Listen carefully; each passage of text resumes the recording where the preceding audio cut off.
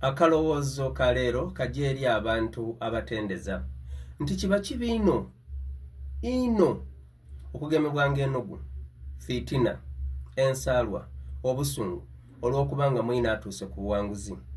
Kakatugeze ng'aguze emotoka, azimbye maka, afunye promotions, awasiiza, oba abayiiza, azaire, oba amaliriza emisomo gye n'ebindi kamaala.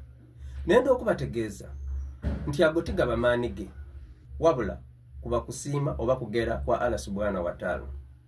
Olw'ensonga nti singa kwali kugera kwaife, singa tuli bulungi twena, kubanga bangi twenda okuba ba directors, ba doctor, ba MP, oba okuba obulungi ayi tutusobola, olw'ensonga nti Allah akali kugera oba akali kutugerera.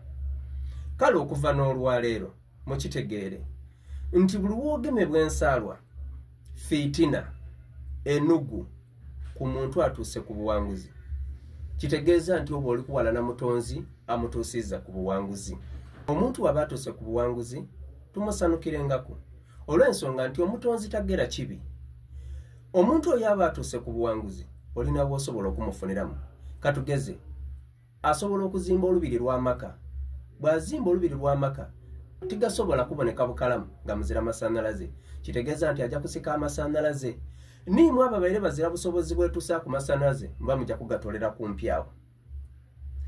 Bw'agula emotoka sanuka, olw'ensonga olina w'ofuniramu. Emotoka etedda kubitanga mu luguudo li mu biboolibooli oba lwa biboolibooli oba luli mu biina, kitegeeza nti ajja lutereeza. Weeno ow'ebigere, ow'akagaali n'owa bodaboda osobola okubita mu luguudo olwo. Asobola okutaawa faamu, abaana baimwe n'abajja okola mu faamu eyo. Kale mwidukire nti omutonzi bw'aba asalayo ebibye azira gwe yeebuuzaako oba gwakubira ku kasimu. Abantegeire munkubire ku mungalo, abatantegeire mundeke nayo ne edijo waife ditandeka.